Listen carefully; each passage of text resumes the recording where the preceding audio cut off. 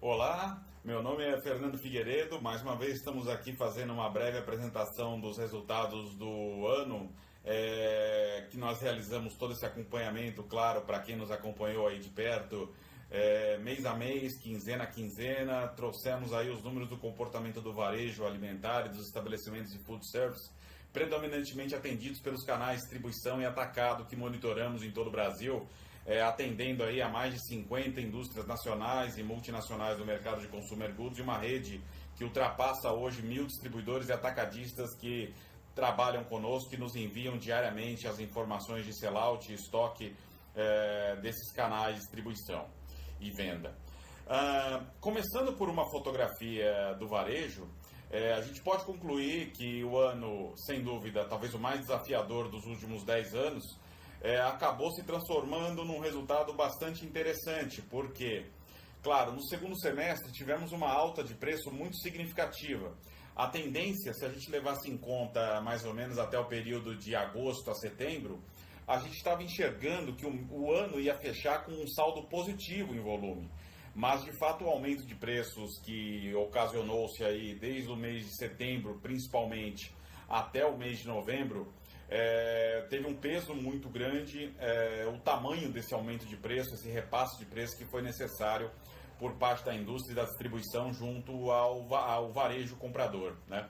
Então, naturalmente, o resultado do ano fecha com menos 1,2, o que eu diria que no ano de pandemia é um resultado muito positivo e acompanha, de maneira geral, todos os índices que a gente tem visto aqui de comportamento do mercado, desde a ponta do varejo aos outros elos da cadeia. Me parece um resultado que bate bastante com o comportamento do mercado como um todo, o que é visto, no geral, como uma situação bastante positiva.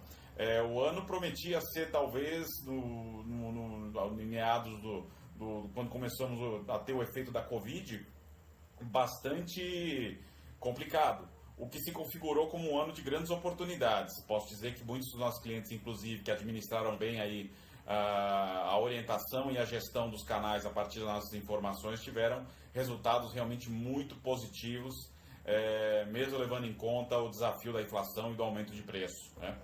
Quando a gente olha isso por região, eu acho que o principal destaque, sem dúvida, fica aqui para o Sul e para o Centro-Oeste, que conseguiram ter resultados positivos nessas regiões em termos de volume, né? Independente do aumento de preço. Enquanto que o Nordeste realmente foi o nosso sinalizador negativo de maior destaque aqui.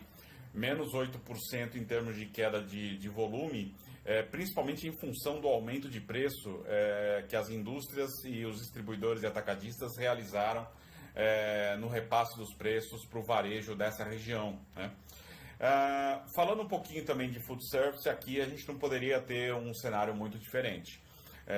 Queda de 2% no Brasil, em termos de volume de vendas em reais, queda de 27% em volume. Também eu acredito, claro, não só pelo efeito da Covid, mas a consequência de tudo que fez com que o aumento de preço fosse realmente muito grande. Em algumas regiões, como a região sul, por exemplo, o aumento de preço médio foi estrondoso. Não tem outra palavra para usar. 47% de aumento no mix que a gente controla nessa região foi algo realmente curioso, né? Quando a gente olha aqui na região Nordeste, o destaque positivo fica para como o mercado reagiu, né, em relação à alimentação fora do lar. Pelo menos podemos dizer, em termos de números, que aqui a gente vê um resultado diferente do restante do Brasil na média, né? A mesma coisa vale também para o Norte, mas mesmo assim nada muito significativo quando a gente leva em conta a importância dessas regiões, né? Pelo menos para a alimentação fora do lar, me refiro. E claro, quando a gente fala aqui também do aspecto demográfico, é claro que as grandes regiões mais afetadas são as grandes cidades do Brasil, e aí a gente pode ver o reflexo disso de maneira clara, né? O tamanho do impacto que isso teve nas vendas como um todo. Não há como fugir muito disso, não tem muita novidade, né? Para quem tem acompanhado os nossos indicadores aí no dia a dia. Detalhando agora a informação mês a mês, dezembro fechou com um crescimento de 20% nas vendas em reais, variação de 15% contra 19% em novembro, né? Então tivemos aqui uma pequena queda no volume de preços. Isso ajudou a fazer de dezembro um mês que fecha positivo em termos de volume, em 4,5%. Quando a gente olha os indicadores de comportamento dos compradores, que nós utilizamos aqui, tanto qual é o total de compradores ativos do mercado, a gente percebe a recuperação que houve no número de compradores logo no final do ano, né? Isso aqui a gente destacou também nos demais KPIs, e dezembro terminou aí com um crescimento de 4% no total de compradores em relação a dezembro do ano passado. Sempre levando em conta que aqui a gente está comparando 2019 contra 2020, né? Então o resultado ficou bem interessante também. E claro, o ticket médio de compras em reais também teve uma elevação aqui no mês de dezembro. Isso foi muito positivo. Quando a gente fala no food service, aqui a gente não teve grandes mudanças do comportamento. Desde o momento da crise, a gente pode perceber que o gráfico de preço ele realmente deu um salto muito grande. Esses preços continuaram a ser repassados em termos de proporção, ainda sem nenhuma mudança significativa, salvo o final do ano, que a gente teve uma pequena redução aqui, mas que não refletiu numa grande mudança de comportamento, né?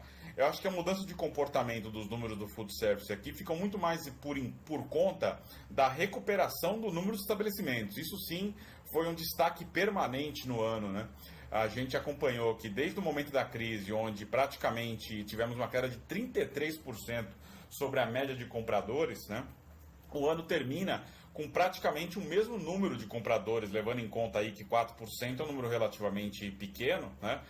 Praticamente o mesmo número de compradores que nós tínhamos ativos em dezembro de 2019, se levar em conta esse KPI aqui, ou muito próximo disso, né?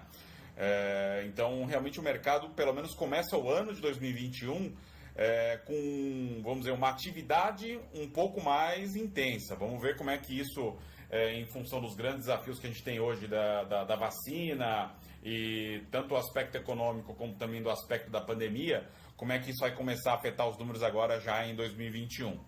Bom, era isso, para não me estender muito mais aqui. Desejo a todos um grande ano e vamos aí estar sempre com vocês, produzindo esses KPIs mensalmente e sempre trazendo aí inteligências e informações importantes para o mercado. Forte abraço a todos, obrigado pela atenção.